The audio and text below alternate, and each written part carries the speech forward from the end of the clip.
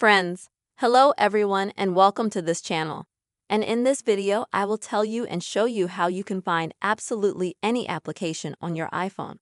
Please, friends, put likes under this video. Also write your comments and be sure to subscribe to our channel. So let's get into this topic. And let's say that if you downloaded an app or a game from the App Store, like I've got the PicsArt app, it's downloaded.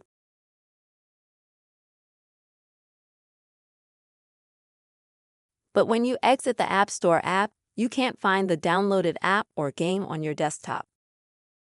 What to do then? Don't worry, your app is 100% downloaded and you can easily find it. To do this, you will need to swipe down from the top of your iPhone screen. And this way you will go to such a search engine on your iPhone. Now you have, as you can see, you have such a line here as well. In it, you will need to drive the name of the app that you just downloaded. Now, as you can see, this app has been found. So what do you need to do next? First of all, you can simply click on it. This way you will open such an app. But what if you don't feel comfortable finding that app through search all the time? Then you will need to bring such an app downloaded to the main desktop screen. So how to do that?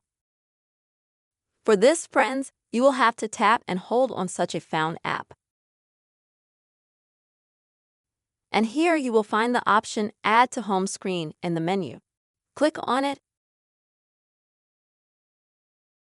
And as you can see, immediately such an app will be added to the empty space on your work screen on your iPhone. Also, friends, you can tap and hold.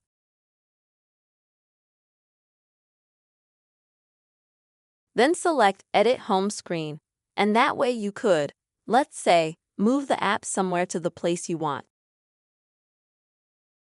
You could also move it to some other page of the iPhone screen, that kind of app. That's the way you can easily find absolutely any app on your iPhone. I hope you found this video helpful and useful, friends. Please don't forget to put your likes and also write comments. Take care.